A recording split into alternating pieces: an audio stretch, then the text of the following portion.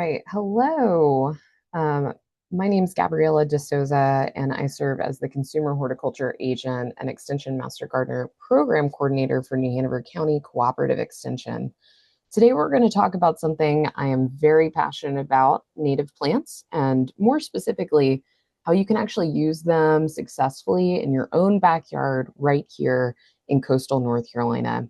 So by the end of this presentation, my goal is that you walk away with a clear understanding of what native plants really are, why they matter, and most importantly, practical steps you can take to start incorporating them into your landscape. So a quick word about me before we get started. I think context is a little helpful. I'm a plant ecologist and microbiologist. I grew up here in Wilmington, North Carolina. I hold a bachelor's degree in biology and a bachelor's in environmental sciences, as well as a master's of science in biology. For my graduate research, I studied cacao agroforestry, so the chocolate tree, in southern Belize, and I looked at how traditional farming systems can actually help support biodiversity and produce cacao in a more sustainable way. So that experience gave me a really deep appreciation for the relationships between plants, insects, soil, and people. I've been teaching science for over 8 years now, and in my current role, I provide science-based horticulture education to the residents of New Hanover County and the general public. And if you ever have any questions after today, my email and office information are on this slide as well. So just in case, you haven't heard of North Carolina Cooperative Extension, I do want to share Extension is a partnership between North Carolina State University and NC-A&T University. And it takes that university research and it brings it directly to communities across North Carolina. We do serve 101 counties in the state, which means no matter where you live in North Carolina, there's an extension office that serves you. And our core programs here in New Hanover County include consumer horticulture, which is what I oversee, as well as therapeutic horticulture, natural resources, family and consumer sciences, and 4-H youth development. So everything we share with you today is grounded in this peer-reviewed science, and that is our mission here at Extension. So let's go ahead and talk about native plants. What actually is a native plant? The definition is actually very simple. Native plants are species that evolved naturally in a region without human intervention. So they weren't brought here by settlers. They weren't imported from another continent. They were developed here over thousands and thousands of years, shaped by specific climate, soils, and ecological relationships of this region. And North America is extraordinary in this regard because we have one of the most diverse temperate climate floras on the entire planet. The Flora of North America, the comprehensive botanical reference, documents over 18,600 plant species occurring in the United States and Canada combined. Here in North Carolina specifically, we have over 3,900 plant species that are native to our state. The Piedmont azalea, as you see in the photo, Rhododendron canansens, is just one of those thousands of beautiful species. So when we talk about planting natives, we're talking about tapping into that extraordinary natural richness that already belongs here. Now, the key thing to understand about why native plants are so ecologically valuable, it's not just that they come from here, it's what happened to them over the course of thousands of years of being here. So native plants have done two critical things during their lifetime. They've adapted to local soil and climate conditions.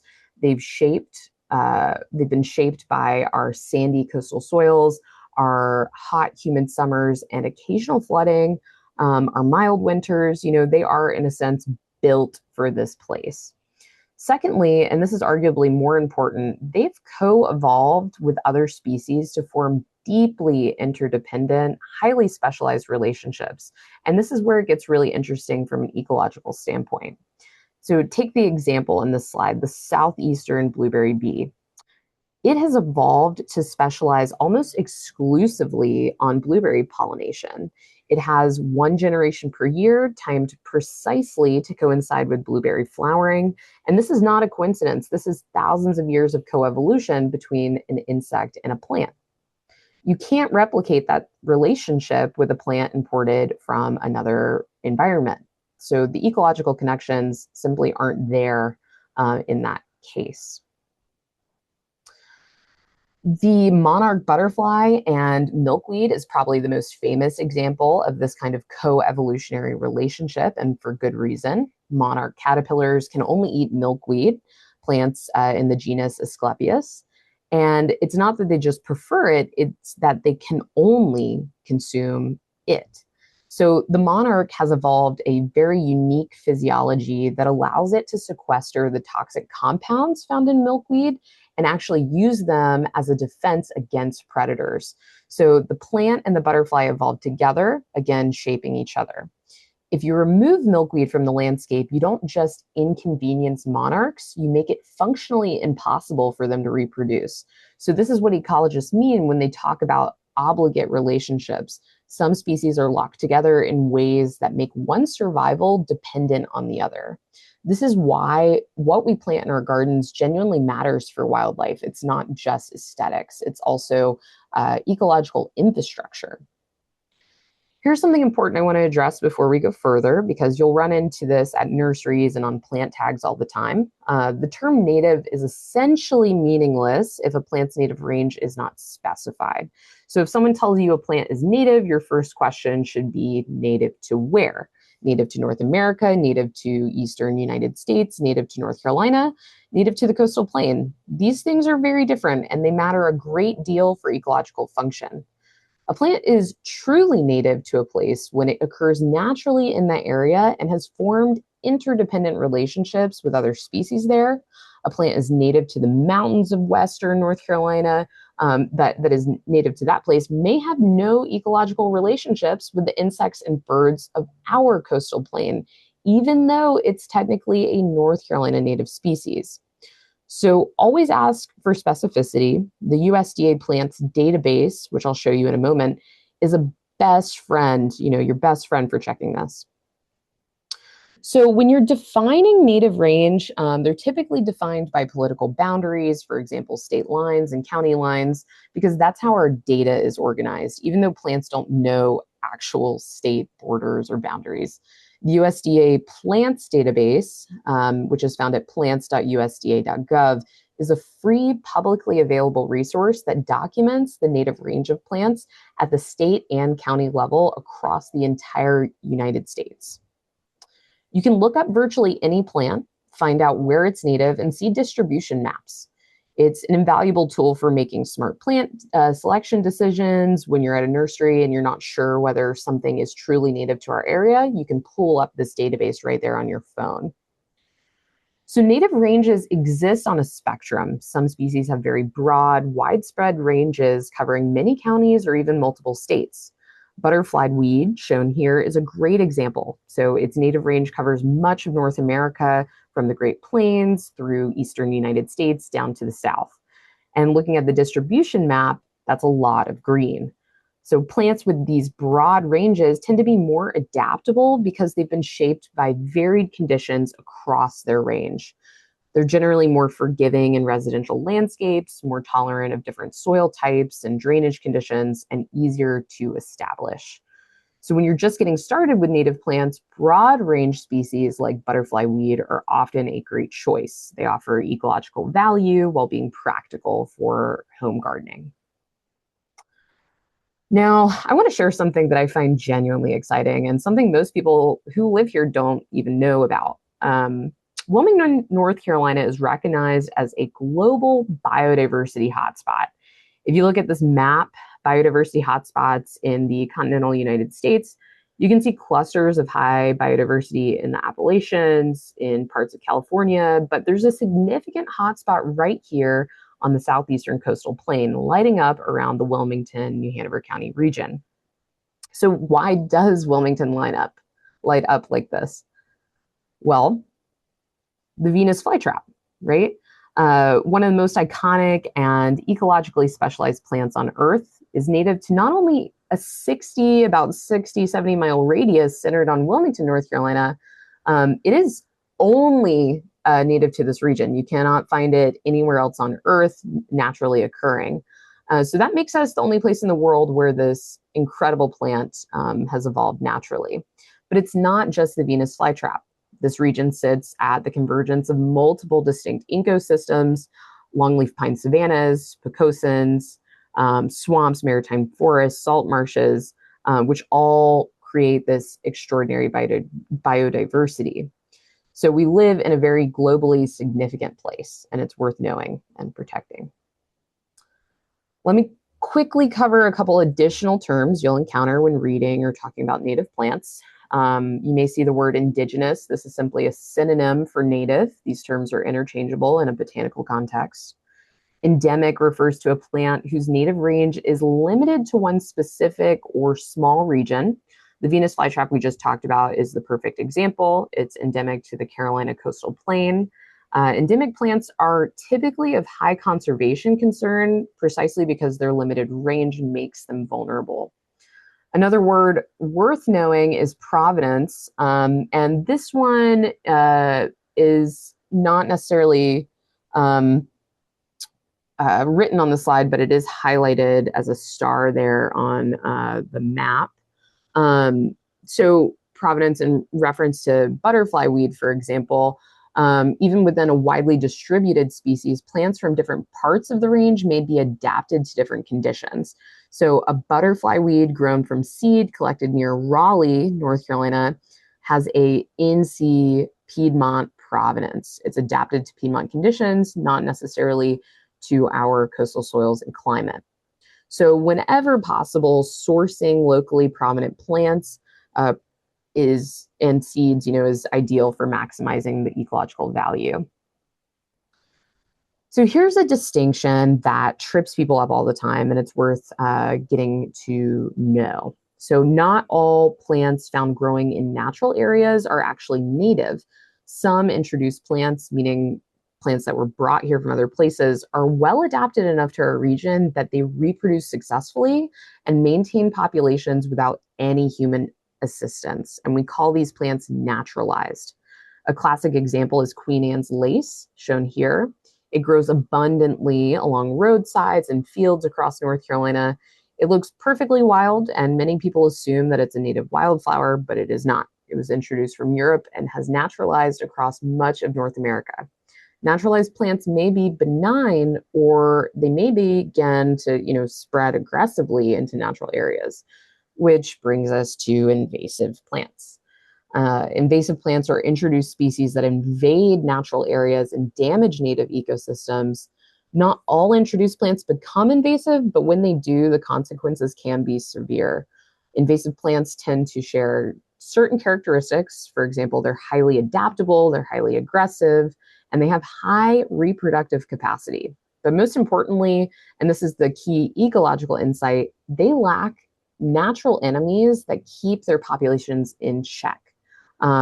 So they don't have those enemies that would be present in their native region. So for example, back in Southeast Asia, kudzu is kept in balance by insects, fungi, and other organisms that have co-evolved with it. Here, in the American South, right, the southeastern United States, those controls don't exist. So kudzu can grow up to a foot per day during the growing season, and it will smother forests across millions of acres in the Southeast. And we sometimes call it, jokingly, the vine that ate the South. But the reality is not really funny at all. It has caused enormous damage to native plant communities. So what can you do about invasive species as a gardener or a landowner? There are a few things. First, avoid planting species that you know are invasive in your area. Always check before you plant and be skeptical of plants that are described as vigorous or fast spreading, especially without additional context. Secondly, identify and remove invasive species from your own property. This is very impactful, believe it or not. Every property you remove an invasive species from is a property that can support native species and wildlife. And finally, educate yourself. The USDA National Invasive Species Information Center, they have a website there. It is a great resource for identifying problematic species. So speaking of identification, I've put together a brochure specifically for our region, managing and identifying invasive species of southeastern North Carolina. It is also available in Spanish. You can scan this QR code to access the digital version, but you can also get printed copies at our Extension Plant Clinic office at the New Hanover County Arboretum. All right, so we've established what native species are, native plants are. So now let's talk about why you should actually want them in your garden. And I want to start with something that gets lost in conversation. Many native plants are simply beautiful. Flowering dogwood is a perfect example. It's beloved far beyond its native range. It's used in landscapes across the country. It's celebrated as a symbol of southern gardens and eastern natural heritage, and it's gorgeous. So the first reason to plant native plants is because many of them are just beautiful in a landscape. The second reason is a sense of place. So a connection with the natural heritage of where you live. There's just something deeply satisfying about gardening with plants that belong here, that were here before us and that tell the story of the landscape. And a third reason, and this is what we're going to spend most of our time on, is that native plants support wildlife and ecosystem services in a way that non-native plants cannot.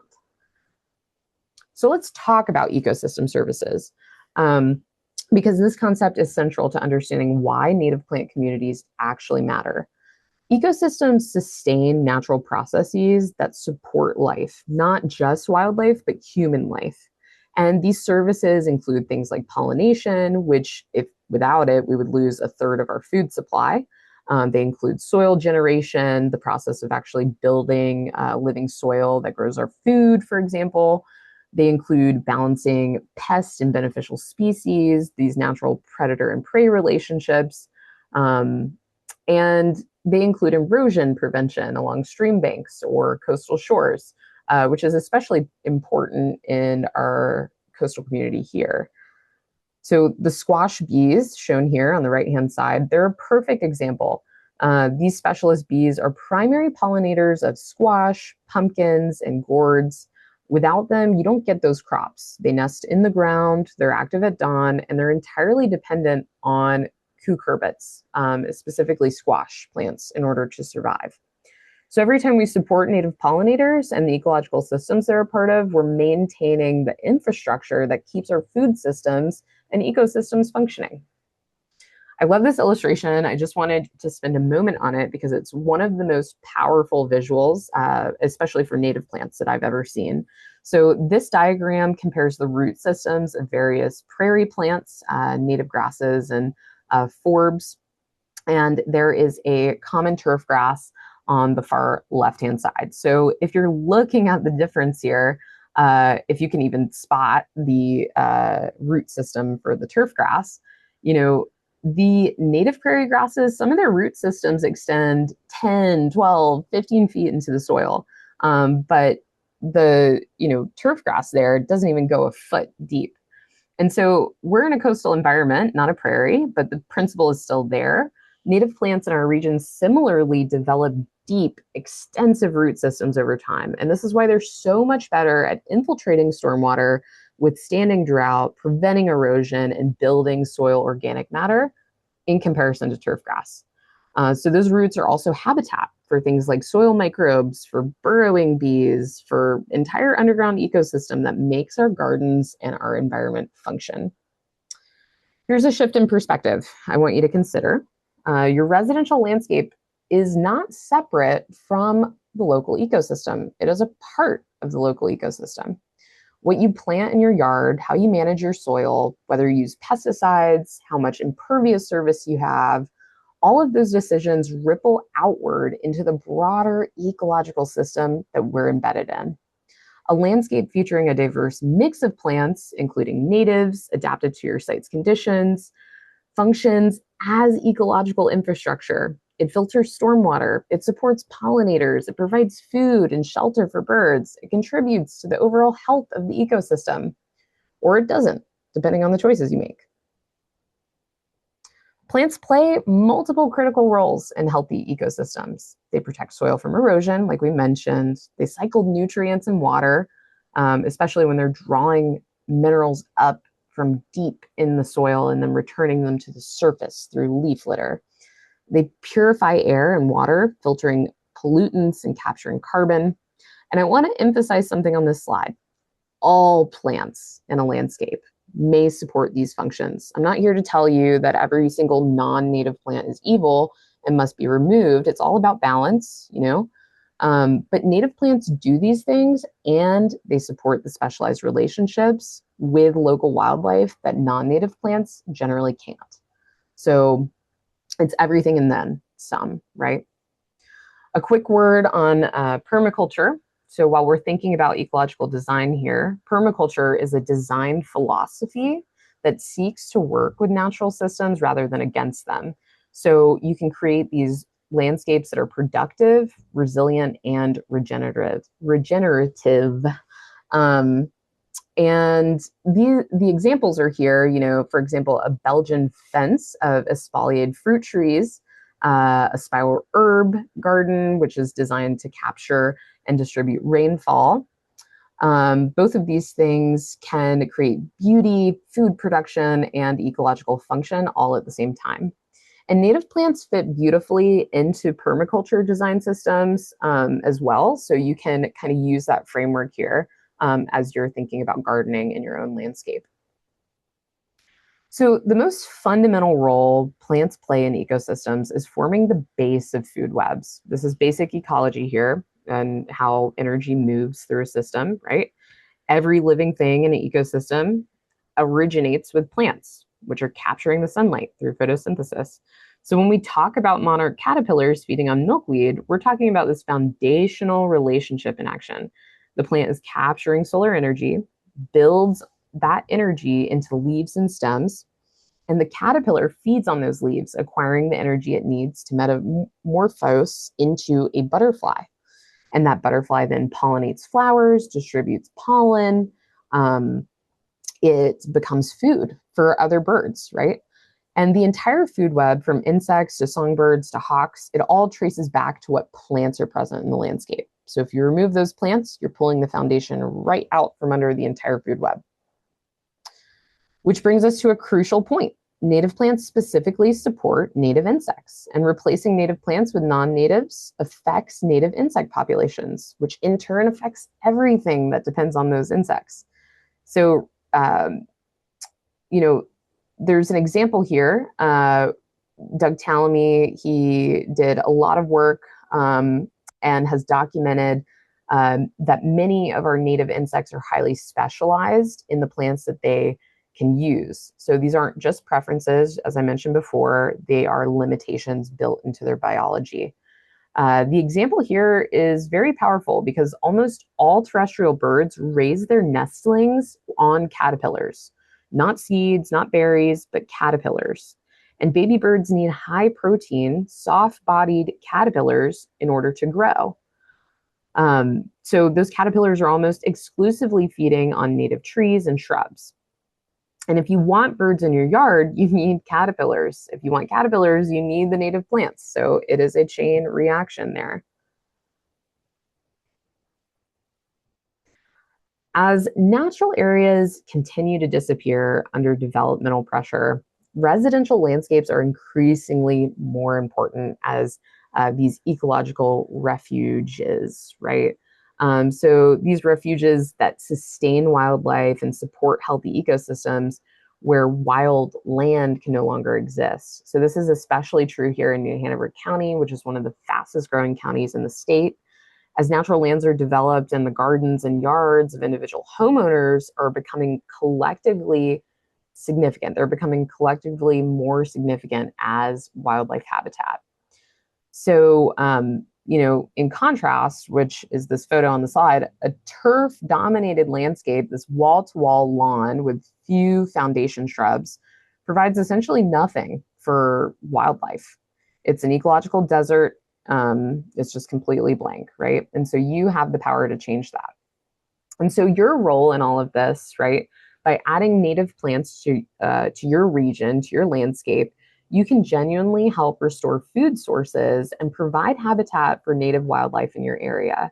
You can create opportunities to experience nature directly, to watch hummingbirds, visit your coral honeysuckle, to find monarchs on your milkweed, to hear more songbirds in the morning, right?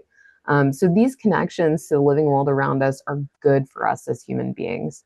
And research increasingly shows that regular contact with nature improves mental health, reduces stress, and increases feelings of well-being. So now let's get into the how. Native plants are not magic. Plants in general, they are not just going to appear, right? They require thoughtful selection and care for long-term success in your landscape. So one thing, there are a few principles to consider, but the first one, choosing the right plant for the right site, and we'll go into detail in each of these in just a moment. 2, which would be preparing the soil and help plants establish.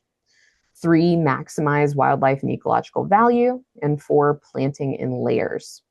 And these aren't 4 sequential steps. They're just 4 different lenses through which to think about your native plant garden. So, right plant for the right place. Let's talk about site conditions. The single most important thing you can do to ensure your native plants succeed is match the plant to the site conditions. This is something called right plant, right place. And it's the foundation of successful gardening, period, especially with natives. But before you purchase a single plant, walk your property and ask, what is my soil like? Is it sandy? Is it well drained? As is common, of much of coastal North Carolina or coastal New Hanover County, right? Or do you have areas that stay wet after rain? What is the pH of the soil? Our coastal soils tend to be naturally acidic. So some plants love that. Others do struggle with that. How much sun does the area get? Is it full sun or shade? What are some site challenges you might have? Do you have like a weird runoff area? So native plants adapted specifically to your site conditions are far more likely to survive and thrive in that area. So beyond basic site conditions, consider a few more practical factors, right? How much space does the plant have to grow, both vertically and horizontally? One of the most common mistakes I see is planting trees or shrubs too close to structures or too close to each other, because the gardener maybe is imagining what they look like at the nursery, not what they're going to look like in 15 years. So coral honeysuckle, shown here, is a very vigorous native vine that can climb 10 to 20 feet. So it's going to need more structure and space. And then you can think about, does the plant serve the purpose you need it to? Is it supposed to function as screening or pollinator support or erosion control, right? So these are things to consider. Which brings me to a very practical resource that we have. This list has been compiled by Extension staff and includes nurseries throughout our region, local areas where you can purchase native plants. So this is just one option. We also have our annual plant sale at the New Hanover County Arboretum, which is run by our Extension Master Gardener volunteers. That's every April. So I highly recommend checking that out as well. Keep in mind that not all natives are suitable, right? Some native plants are too vigorous for a typical home garden. They might self-seed prolifically, meaning that you'll have hundreds of seedlings to deal with, or they may spread aggressively by underground rhizomes, taking over beds and becoming like a big management nightmare. At the other extremes, some native plants are too finicky, adapted to highly specialized conditions. For example, the pitcher plant here. If you don't have a Pocosin, boggy area in your backyard, then this is not going to survive well in your home garden, right? So knowing which species are gardener-friendly natives and fit in your home landscape conditions is exactly what you need to consider. Similarly, some landscape conditions are so altered from natural conditions that they have very few, there are very few native plants that will survive there. For example, in these urban hardscape environments surrounded by concrete and pavement, right? These are creating reflected heat, which drastically reduce the amount of water that can infiltrate into the soil. And an area like this also provides almost no room at all for root development. So these are really extreme conditions. But if you're gardening in challenging urban conditions, you need to be realistic about your expectations and make sure that you're choosing adaptable natives and you're considering the soil improvement as like a priority there. So the question comes up all the time, are cultivars and hybrids native, right? A cultivar, for short, a cultivated variety, is a plant that has been selected and propagated because of a desirable trait. For example, larger flowers or an unusual color, right? When you see a plant name in single quotation marks, for example, the one here, Echinacea glowing dream, it's a cultivar. And a hybrid results from two closely related plants cross-pollinating to produce offspring with combined traits from both parents. So the answer to this question, it kind of depends. Some cultivars are essentially indistinguishable from the wild species, but some are still forming that same function, that ecological function. They might attract the same pollinators and produce similar seeds, etc. But others have been selected for traits that actually reduce their ecological value. So you can absolutely have a cultivar or a hybrid of a native species in your landscape, but you need to evaluate it a little more carefully. For example, some cultivar characteristics specifically reduce a plant's value to pollinators, and there are a few big ones to watch for. Extra petals or fully double flowers. These might look nice, but the extra petals often block or replace reproductive structures of the flower, making pollen and nectar inaccessible or absent. So there's like no value there. Sterility, so some cultivars are bred to be sterile, which means no pollen and no nectar, which might be beautiful in a garden, but it's useless to like a bee or another pollinator. And altered bloom time. So if a cultivar has been selected to bloom earlier or later than the actual native wild species, it may miss the synchronized times of those specialist pollinators that they've evolved with. So beyond pollinators, cultivar traits can reduce value to leaf-feeding insects and other wildlife. Purple or highly variegated leaves are also a red flag. Plants with dark or unusual foliage or coloration, these often produce different chemical compounds in their leaves, and these compounds can make them unpalatable or even toxic to the insects that evolved to feed on the green-leaved wild species. So research has shown that many leaf-feeding insects show how strong, or they show a very strong preference for green-leaved plants over purple-leaved cultivars of the same species. And of course, again, sterility is an issue.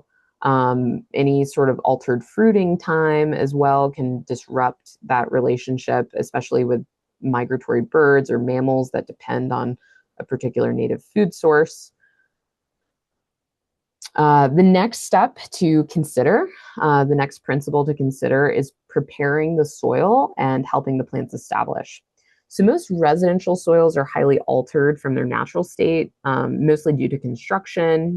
Construction is typically going to strip the topsoil. It's going to compact the remaining subsoil with, the heavy equipment, and may import, they may import fill-in material from somewhere else entirely. So it might not even be native soil. So the first step is to get a soil test. And I know I sound like a broken record on this, but I can't overstate how important it is. A soil test tells you your pH and your nutrient levels, and it gives you specific recommendations for amendments. So guessing about soil needs leads to over fertilization, which creates its own problems. You can also not fertilize enough, of course, leaving plants struggling. So once you know what you're working with, you can add in different types of organic matter, or you can alleviate compaction if needed in order to rebuild that area. So you can get your soil tested at the New Hanover County Arboretum within our Extension Plant Clinic office. The address is here on the screen. We'll set you up with soil sample boxes and instructions. Soil testing through the North Carolina Department of Agriculture is free from April 1st to mid-November, but during peak season, it is $5. So that is a small fee for the amount of information that you get back. So real quickly, a couple of things that a soil test will tell you. You'll get your pH, or how acidic or alkaline your soil is, and this is very important because the pH is affecting the availability of nutrients in your soil to the plant. So most native plants do prefer a slightly acidic soil, which happens to be what we naturally have in much of our area. But you'll get readings as well for macronutrients. You'll get readings for phosphorus and potassium. You actually will not get a reading for nitrogen because it is very mobile in the soils. And you will also get very specific lime and fertilizer recommendations based on your test results, which is really nice. So you can also call our plant clinic if you have any questions on that. So helping plants establish, even well-adapted native plants sometimes need help getting established. And establish is a key word. So once a native plant's roots have grown out into the surrounding soil and tapped into the larger soil ecosystem, it'll be far more self-sufficient, less upkeep, less maintenance. And in order to establish them, you need to water consistently through that first growing season. So don't assume a native plant is drought tolerant right out of the pot. It's probably not. It's probably stressed. So give it regular water until it's established. You can also apply a 2 to 3 inch layer of mulch around plantings. Mulch helps conserve moisture and moderates the soil temperature. It can also help you suppress some weeds. And so that is a super helpful technique as well. Definitely hold back on any fertilizer unless a plant is clearly showing some signs of deficiency or you got results back after that plant has been in the soil for a while and you got your soil test back. So maximizing wildlife value, and you can do this with diverse planting. So monoculture is one of the things that you want to avoid, right? You want to aim to have flowers in bloom throughout the growing season, mostly because different pollinators are active at different times of year. For example, queen bumblebees emerge in early spring and need nectar then. Monarchs migrate through the fall and need late season nectar sources. A garden that only blooms in June is only going to support a narrow range of wildlife in comparison to one that blooms year round. And another good tip, you can plant in groups, at least 3 to 5 of the same species. This increases foraging efficiency, so pollinators are more likely to visit a cluster of like 10 coneflowers as opposed to a single plant. It's also more visually appealing, of course. And make sure that you're selecting plants that provide food or fruits or seed throughout the year. So on the right-hand side, here is a possum haw viburnum, and they ripen in late summer and fall, typically going from like a pink to a dark blue. So beyond diversity of species, you want to aim for diversity of habitat structure. So include plants of varying heights, from low ground covers to mid-sized shrubs to canopy trees, right? different wildlife species are going to use different layers of the landscape. So for example, a warbler might forage in upper canopy, and maybe a wood thrush needs this dense shrub covering for nesting, right? Also make sure that you're including both deciduous and evergreen species. Evergreens provide winter cover, nesting sites, food sources, whenever those deciduous plants have lost their leaves. So a mix of both will create year-round habitat value. So this brings us to our fourth principle, plant in layers. This is really the synthesis of everything we've talked about, creating a landscape that mimics the structural complexity of a natural ecosystem. So healthy natural plant communities have these distinct layers, the canopy of tall trees, the understory of smaller trees beneath the shrub, or beneath, and then you have the shrub layer, the herbaceous layer of perennials and grasses, and then the ground layer of mosses, leaf litter, and very low growing plants. So the goal in a native garden is to have representation, across all of these layers, or as many as your site can accommodate. So even a small yard can have a canopy tree and a few shrubs, right? A balcony garden could have a container with some plantings that contribute as well. So each layer serves different functions. And before we go into the individual plants that you can utilize in each layer, I wanted to share this resource with you. This provides different landscaping designs that incorporate different layers if you're struggling with to figure out, which plants to put where. You can use these just as a resource or a suggestion. You can, of course, swap out different plants in these designs, but this is a really good starting place. And if you're looking for plants to swap out and replace, this resource, again, from Coastal Landscapes Initiative, called Plant This Instead. This has a lot of other options that you can add in as opposed to invasive species. So the rest of this presentation, I'm going to talk about selecting the right plants. We can go through different native plant examples organized by different layers, from canopy trees down to the ground cover. And these plants are attractive. They're for residential use or home landscape, and they're generally commercially available at nurseries in our area. So this is just a sampling, okay? So if we're starting at the top layer, the canopy layer, these are typically going to be the largest trees in a landscape, maturing at 40 to 80 feet or taller, right? They're often called shade trees. And their leaves are the ones that are going to feed those caterpillars. Their seeds and nuts would feed birds and other mammals, right?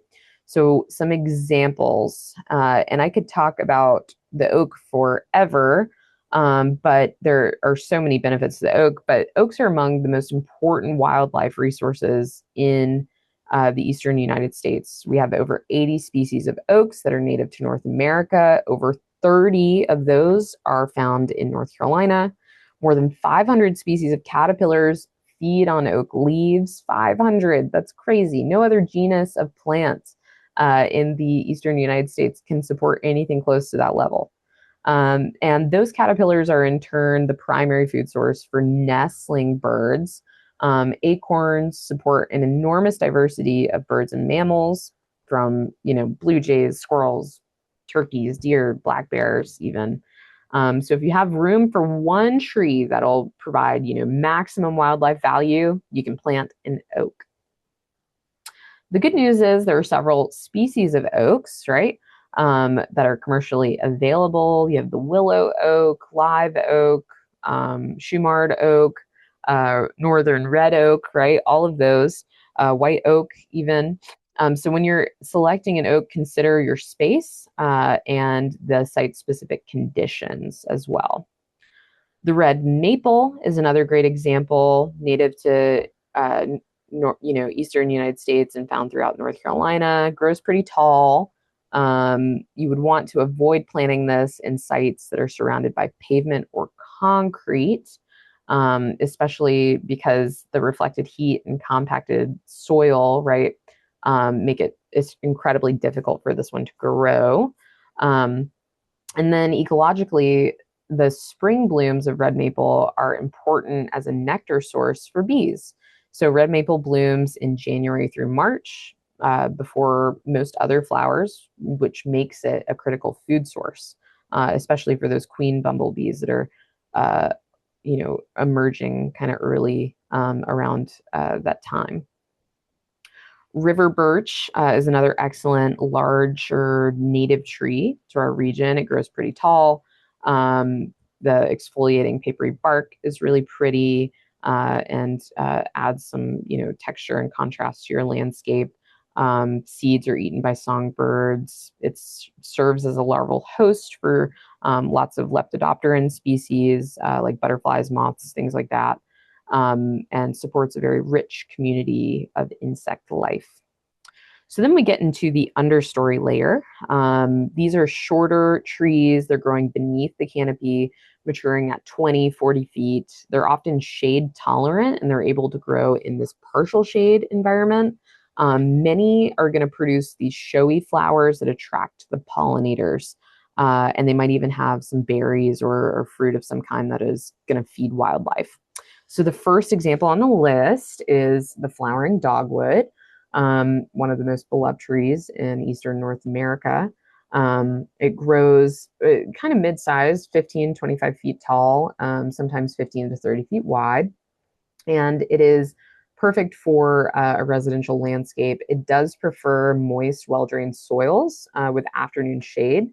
It can, tolerate sun, but it does best when it's protected from that afternoon sun, especially during, how hot the summers have been lately. And there are some fungal issues that occur if you are planting this in, an area that may be too wet or too moist. So ecologically, the flowers are visited by pollinators in the spring. They have very high fat fruits, which are an important food source for migratory birds. And the dogwood berries have almost twice the fat content of most other native berries. So they're like avocados for birds, which is pretty cool. The eastern redbud is another great understory tree, grows about 20 to 30 feet tall and 25 to 30 feet wide, so slightly larger than a dogwood. It's a great source of nectar for bees, and the leaf cutter bees especially use those leaves as nesting material. And the leaves can also serve as larval hosts for caterpillars. So lots of benefits there. The American holly is another larger evergreen tree growing 40 to 60 feet tall, so bordering that canopy to understory layer there. It does have small white flowers that provide nectar. They have berries, which are great for birds and mammals. And it provides a lot of shelter as well, especially in the winter, because this is an evergreen tree. So next is the shrub layer, and the shrub layer is going to be about mid-height in the landscape, 3 feet to, it can go up to 15 feet. So native shrubs provide color, ornamental interest. They produce flowers that are going to attract the pollinators. They offer seeds, fruit, berries, things like that that support wildlife. And the first one, I love this plant, Yaupon holly, because it's both ecologically incredible and historically fascinating. Yaupon is an evergreen shrub or small tree with these spiny edged leaves. And the historical piece here, Yaupon contains caffeine. So the only native plant to North America that contains caffeine, as far as we know. The Cherokee used it ceremonially as an emetic, which hints at the name, the species name, Vomitoria, because people were consuming large quantities during rituals, which would create that like vomiting, need. And it didn't actually. It was used in combination with other chemicals and substances which made it a hallucinogen, but it on its own is not a hallucinogen at high dosages, as far as we know. And today, a small but growing industry has emerged around Yaupons. They're even a local company, Yaupon Tea Co., that creates tea that's made from the leaves, dried, prepared, and they have about as much caffeine in 8 ounces as a cup of coffee would, which is pretty great. So a cool plant, pretty historically interesting, and just nice overall. Possum Hall viburnum, great for coastal North Carolina gardens, grows 6 to 10 feet wide, tolerates a wide range of moisture conditions, including periodic flooding, which makes it great for our area. Does well in sun or part shade, and the fruits are great for birds and other wildlife as well. American Beautyberry, this one is one of my favorites, very visually striking as well. It grows 4 to 8 feet tall and wide. Very useful management tip here. If you cut it hard, back hard in early spring, it will maintain more of a compact, like tidy growth habit. And it blooms and fruits on new wood. So this pruning doesn't reduce the fruiting at all. So make sure you're planting it in well-drained soil, sun to part shade. And the berries are great for wildlife as well. Now we get to the herbaceous layer. So this layer is going to include perennial flowering plants, ornamental grasses, sedges, ferns, things like that. And the goal here is to have at least 3 different native species in bloom in each growing season. So that way your garden provides continuous food early spring through late fall. So the first species that you can utilize in this layer is green and gold.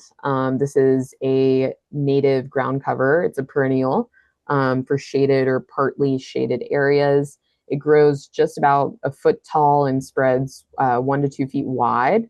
And so it's pretty low and tidy, and the flowers are beautiful. They bloom from March to June, and they provide nectar support for wildlife, especially when not much else is blooming. So this is a really good choice for shaded areas under trees, or maybe an area that you want coverage, good coverage.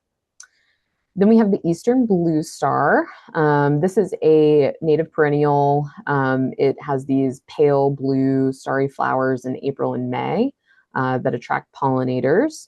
The fall foliage color is like a bright golden yellow.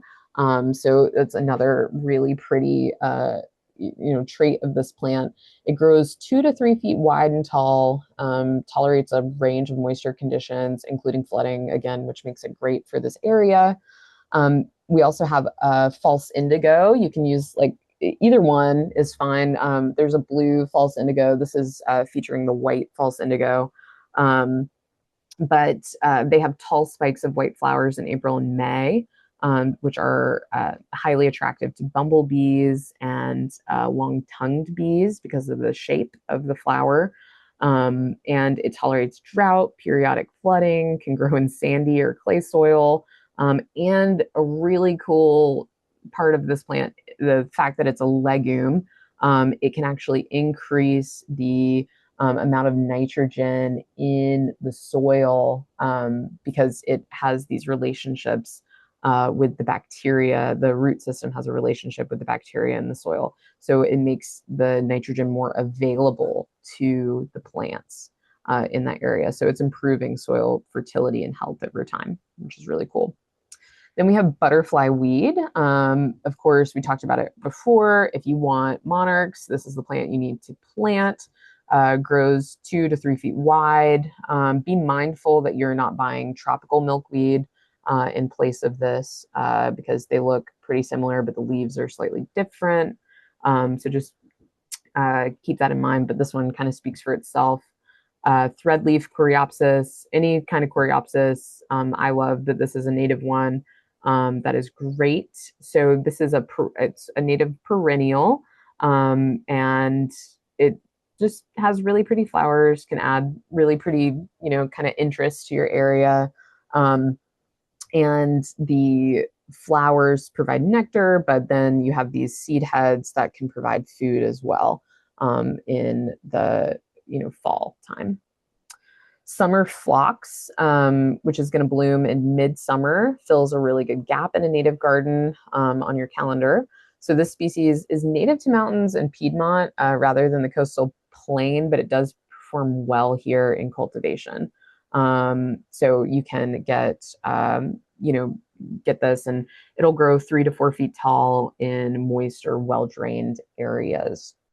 And then goldenrod.